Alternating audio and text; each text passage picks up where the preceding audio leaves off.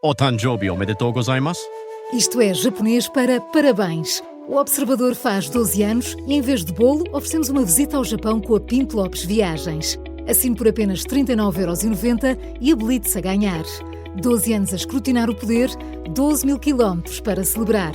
Assine hoje em observador.pt. Arigatou. 4 horas.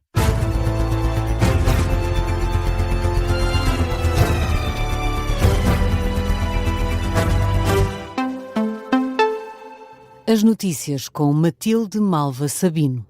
Donald Trump admite que as negociações com o Irão estão no limite. O presidente norte-americano garante que os Estados Unidos estão prontos para retomar os ataques. Ainda assim, mantém-se otimista em relação a um acordo. Está mesmo no limite, acreditem. Se não obtivermos as respostas certas, tudo se passará muito depressa. Estamos prontos a avançar. Temos de conseguir as respostas certas. Teriam de ser respostas 100% corretas. E se o fizermos, poupamos muito tempo, energia e, sobretudo, vidas. Mais importante ainda, estamos a lidar com algumas pessoas. E, na verdade, devo dizer-vos, estamos a lidar com pessoas muito boas. Estamos a lidar com pessoas que são, penso eu, muito mais razoáveis do que aquelas que já não estão connosco. E estamos bastante impressionados com isso. Esperamos, por isso, que se chegue a um acordo que seja ótimo para todos. Declarações de Donald Trump ao embarcar no Air Force One em Maryland, nos Estados Unidos. O Irão está a examinar a proposta de paz norte-americana, é o que afirma o ministro dos Negócios Estrangeiros iraniano, citado pela CBS. O responsável assegura que a presença do ministro paquistanês da administração interna no Irão serve para facilitar a troca de mensagens entre Teherão e Washington. Acrescenta que um dos pontos expostos por parte do Irão inclui o descongelamento dos ativos iranianos e o fim do bloqueio norte-americano aos portos do país, uma proposta que já tinha sido apresentada. Henrique Gouveia Mel diz que a Europa vai ter de intervir no Estreito de Hormuz para evitar um cenário pior. Em entrevista esta noite à CNN Portugal, o ex-chefe de Estado-Maior da Armada considera que não se pode abrir o precedente de deixar um país dominar uma passagem marítima. Não havendo uma solução negocial, o mundo ocidental vai ter que forçar a abertura daquele estreito. De facto, nós vamos ser obrigados, por mais que a gente não queira. Nós vamos ser arrastados se este conflito se prolonga e se cria aquela situação. O mundo ocidental, a Europa, vai ser arrastada pelos Estados Unidos. E não é por causa do Sr. Trump. É para evitar um futuro pior do que nós agora podemos imaginar nesta fase ainda.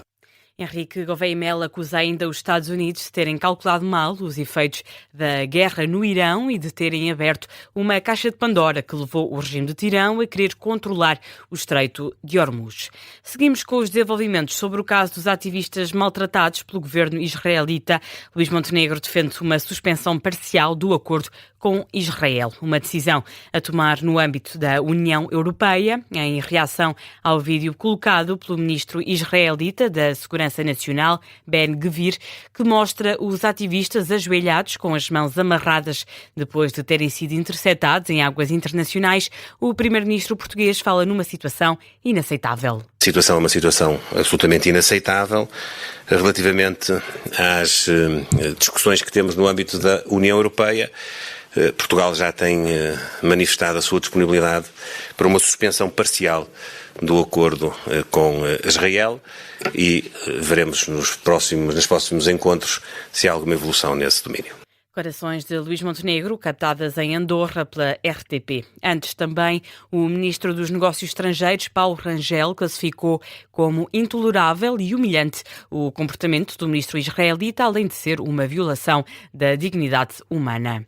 O secretário de Estado das Comunidades garante que o governo está a fazer o possível para trazer os cidadãos portugueses de volta a casa. Emílio Sousa explica os próximos passos. Estamos a tentar, mas neste momento só é permitido falar com eles os advogados da própria flotilha, logo que seja possível, e nós estamos perfeitamente a acompanhar isso,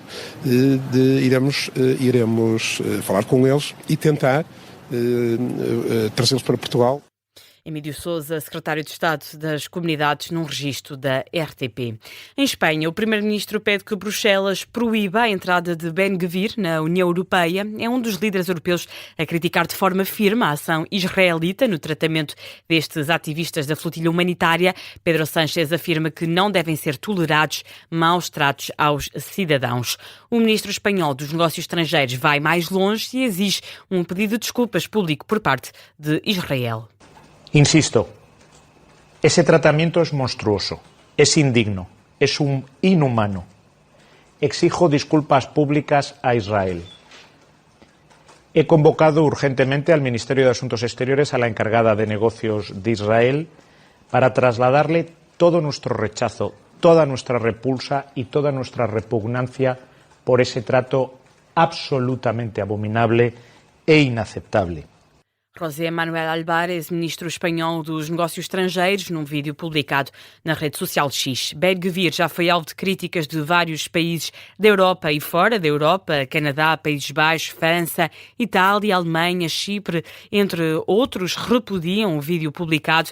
Os embaixadores israelitas estão a ser chamados para prestar explicações. Ben-Gvir levou também uma reprimenda do primeiro-ministro israelita, é o que avança o Times of Israel.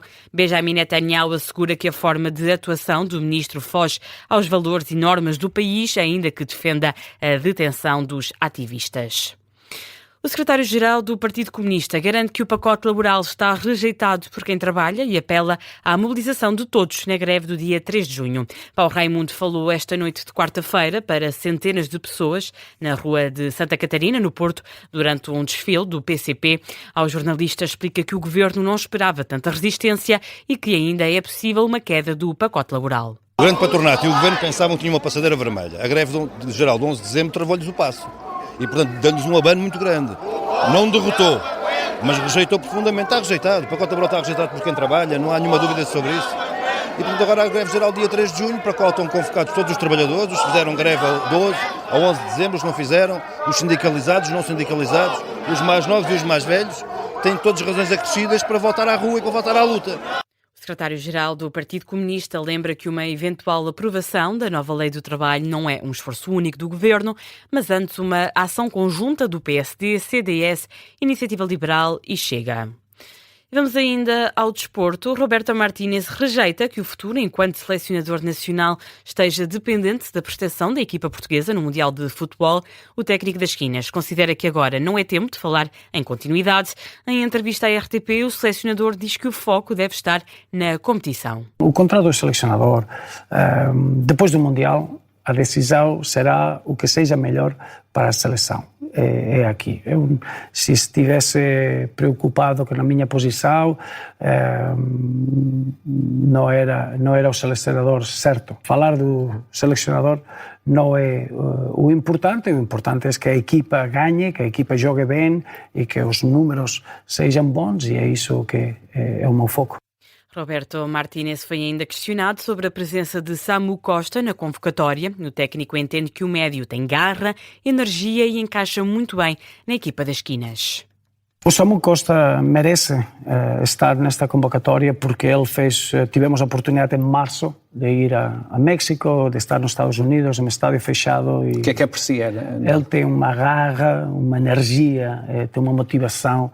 Estar na seleção é contagioso. É um médio que tem muita capacidade, muito espaço, mas tem um aspecto defensivo que é muito importante para nós e dá um equilíbrio dentro dos médios que nós temos. Então é um jogador que encaixa muito bem no seu momento da sua carreira, no seu momento dentro da seleção e com os outros jogadores nessa posição.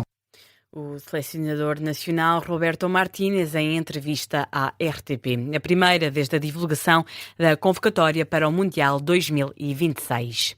Na fase de play-off da Primeira Liga, Torriense e Casa Pia empataram a 0 e adiaram para a próxima semana a escolha sobre quem passa para a Primeira Divisão. Numa partida que se realizou na antecâmara da final da Taça de Portugal, frente ao Sporting, a formação de Torres Vedras encheu o estádio, mas não conseguiu adiantar-se no marcador. No rescaldo da partida, o técnico do Torriense, Luís Trelhão, pede ajuda de todos os adeptos para o segundo jogo e reitera que o clube tem o mesmo nível das equipas da Primeira Liga. Hoje sentimos alguma dificuldade no início do jogo. Tivemos ali uma nuancezinha tática que nos estava a criar alguma dúvida. E quando retificámos, acho que fomos mais iguais a nós próprios. Portanto, somos uma equipa que defende bem, mas também valoriza o momento com a bola. Acho que é patente para todos. Deixo para quem gosta de fazer estas análises, mas não demonstramos hoje assim uma diferença tão grande para as equipas da Primeira Liga. Já o treinador do Casa Pia, Álvaro Pacheco, refere que foi positivo adiar as decisões da eliminatória para a segunda mão e refere que a vontade dos jogadores vai ser a chave do próximo encontro. Fizemos um percurso em que passámos, portanto, uma equipa que demonstrou uma resiliência, um crescimento enorme, uma equipa que foi se unindo, foi crescendo e agora temos mais 90 minutos. São os últimos minutos que esta equipa, estes jogadores vão jogá-los juntos, não é? Porque depois, como no futebol normal, para a próxima época há jogadores que saem, há jogadores que vão entrar, portanto, é eles desfrutarem estes 90 minutos, demonstrarem aquilo que foi ao longo desta época, aproveitar estes 90 minutos e além de desfrutarem, olharem uns para os outros, conquistarem aquilo que nós pretendemos, que é a vitória e a permanência. Álvaro Pacheco e Luís Trelhão, em conferência de imprensa no fim do jogo, a partida derradeira para apurar. A última equipa a participar na Primeira Liga realiza-se na próxima quinta-feira. E foi a notícia de fecho deste jornal. A informação volta às 5. Até já.